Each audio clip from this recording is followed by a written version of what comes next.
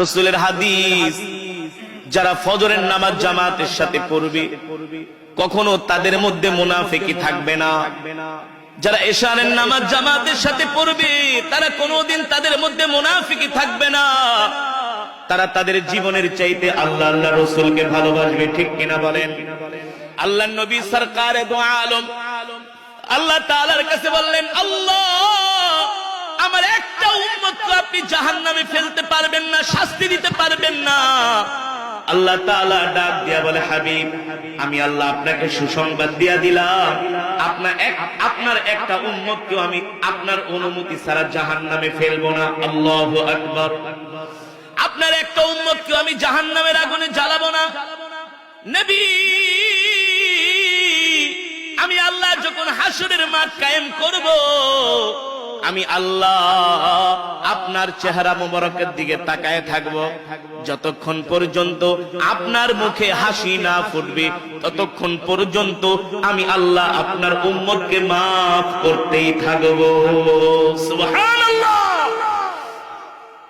এবার আল্লাহ নবী বুখারীর বর্ণনায় এসেছেন, আল্লাহর পয়গম্বর হযরত সাহাবায়ে কেরাম রিদওয়ানুল্লাহি তাআলা আলাইহিম আজমাইনদের সামনে বয়ান করতেছেন। হঠাৎ করে আল্লাহর নবীর চোখ মোবারক থেকে ঝরঝর করে পানি পড়তেছে। সাহাবায়ে কেরাম প্রশ্ন করলেন, লিমা তাবকি ইয়া রাসূলুল্লাহ, ওগো আল্লাহর নবী আপনি কাঁদেন কেন?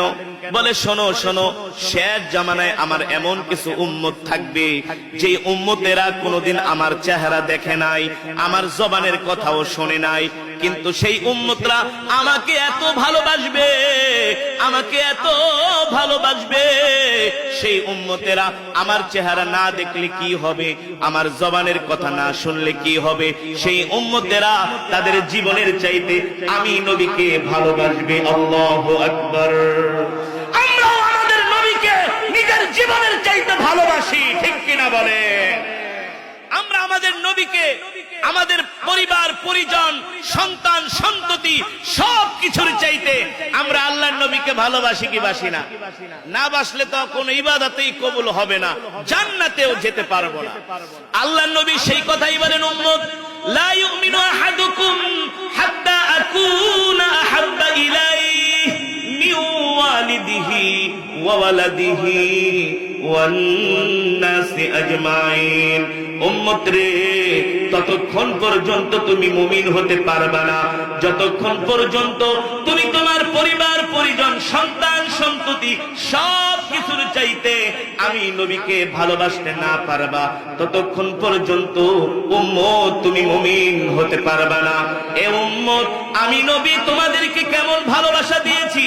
আমার ঘরে খাবার নাই, হযরত ফাতেমা এসে বলে, আব্বাজান 3 দিন পর্যন্ত ঘরের চুলায় আগুন জ্বলে না, আব্বাজান হাসান হুসাইন না খেয়ে আছে। কয়দিন? এই জোরে বলেন, কয়দিন? 3 দিন পর্যন্ত ঘরের চুলায় আগুন জ্বলে না, আব্বাজান হাসান হুসাইন না খেয়ে আছে। আল্লাহর নবী বলে, আমি কি করব? আব্বাজান দেখতেছি মদিনার মসজিদের মাঠ ভর্তি খাবার, বিভিন্ন জায়গা থেকে কাফেলা ভরে ভরে খাবার আসতেছে, আটার বস্তা আসতেছে, জবের বস্তা আসতেছে, খেজুর আসতেছে। আব্বাজান আপনি তো মদিনার প্রেসিডেন্ট, 3 দিন পর্যন্ত আপনার চুলায় আগুন জ্বলে না, আমার হাসান হুসাইন না খেয়ে আছে। আব্বাজান যদি কিছু আটা দিতেন, কয়েকটা রুটি বানাইতাম, হাসান হুসাইন খেত। আমার স্বামী আলী 3 দিন পর্যন্ত কিছু খায় না, না খেতে খেতে আমার আলী হাঁটতেও পারে না। আব্বাজান আপনার কাছে আমি আপনার কন্যা ফাতেমা কিছু আটার জন্য দরখাস্ত করতেছি, আপনিও তো 3 দিন পর্যন্ত কিছু খান না, যদি কয়েকটু আটা দিতেন, কিছু আটা দিতেন, কয়েকটা রুটি বানাতাম, আপনিও খেতেন, আলীও খেত, আমার হাসান হুসাইনও খাইতো। রহমাতুল লিল আলামিন বলে, ফাতেমা তুমি আমার কাছে কিছু আটার জন্য দরখাস্ত করেছো, আমি যদি তোমাকে কিছু আটা না বস্তায় বস্তায় আটাও যদি আমি তোমাকে দিয়ে দেই, আমার কাছে কেউ জিজ্ঞাসা করার কারো কোনো ক্ষমতা নাই। পারবে কেউ? আল্লাহ নবীকে কি কেউ প্রশ্ন করতে পারবে, নবীজি আপনি কেন আপনার বাড়িতে 2 বস্তা আটা পাঠায় দিলেন? আরে মুসলমান, এখানেই তো আল্লাহর নবীর চরিত্র আদর্শ উম্মতে মুহাম্মাদী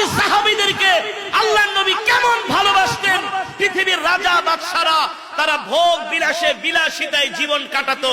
রোম পারস্যের বাদশারা তাদের শাহী মহলের মধ্যে শতে শতে খাদেম খুদ্দাম থাকতো, দাস দাসী থাকতো, আর আল্লাহর নবী নিজে তার মাথায় বোঝা বহন করে বৃদ্ধ মহিলার বাড়িতে পৌঁছে দিত। আল্লাহর বান্দারা, আল্লাহ রাব্বুল আলামিন কোরআনুল কারীমের মধ্যে সে কথাই বলছেন, ওয়ামা আরসালনাকা ইল্লা রাহমাতাল লিল আলামিন। ওগো নবী, আমি আল্লাহ আপনাকে সমগ্র বিশ্ববাসীর জন্য রহমত করে পাঠিয়েছি। আপনি হলেন সমগ্র বিশ্ববাসীর জন্য রহমত, আপনি হলেন সমগ্র বিশ্ববাসীর জন্য বরকত। ও যুবক, ও মুসলমান, তোমার নবী হলো সারা পৃথিবীর শ্রেষ্ঠ নেতা, ঠিক কিনা বলেন?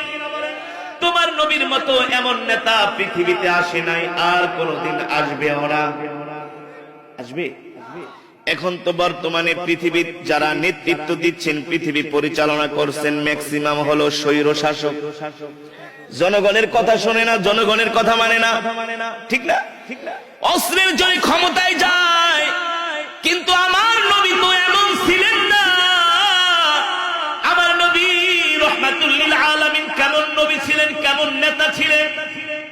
আমার নবীর ঘরে খাবার থাকতো না। আমার নবীর ঘরে আল্লাহর নবী খাবার না এনে সেই খাবার মদিনার মানুষদের ঘরে বিলিয়ে দিতেন। সুবহানাল্লাহ। মুসলমানের ঘরে বিলিয়ে দিতেন, এমনকি কাফিরের ঘরেও বিলিয়ে দিতেন। কেমন ছিলেন আমার নবী? বিশ্ব নেতা। কেমন ছিল তার চরিত্র?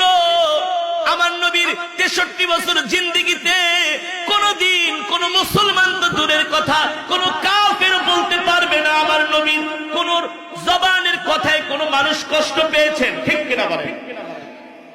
এই পৃথিবীর ইতিহাসে আপনি এমন কোন মানুষ, এমন কোন নেতা দেখাতে পারবেন যার কোন মুখের দ্বারা মানুষ কষ্ট পায় নাই, যার জবানের দ্বারা কষ্ট পায় নাই, যার ওয়াদার দ্বারা কষ্ট পায় নাই?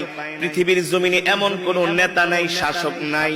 কিন্তু আমার নবী রাহমাতুল লিল আলামিন 63 বছর জিন্দেগিতে আমার নবীজির মুখ ফসকে কোনদিন, জিহ্বা ফসকে একটা অসার কথা বের হয় নাই। সেই হলেন আমাদের নবী, ঠিক কিনা বলেন? আল্লাহর নবী সরকারে দো আলম যখন মদিনার প্রেসিডেন্ট, অথচ নবীজির ঘরে খাবার নাই। বুখারীর বর্ণনা এসেছে, আল্লাহর নবী মদিনার প্রেসিডেন্ট, নবীজির ঘরে 3 দিন পর্যন্ত চুলায় আগুন জ্বলে না। এই যুবক, আমি আমাদের প্রিয় নবীজির কথা বলছি, আমি আমাদের প্রিয় পৃথিবীর শ্রেষ্ঠ নেতার কথা বলছি, আমি আমার প্রিয় নবী পৃথিবীর শ্রেষ্ঠ মহামানব রাহমাতুল লিল আলামিনের কথা বলছি। আল্লাহু আকবার। এই নবীকে যদি আমরা নিজের জীবনের চাইতে ভালোবাসতে না পারি, আমরা জান্নাতে যেতে পারবো না। কথাটা মনে রাখেন।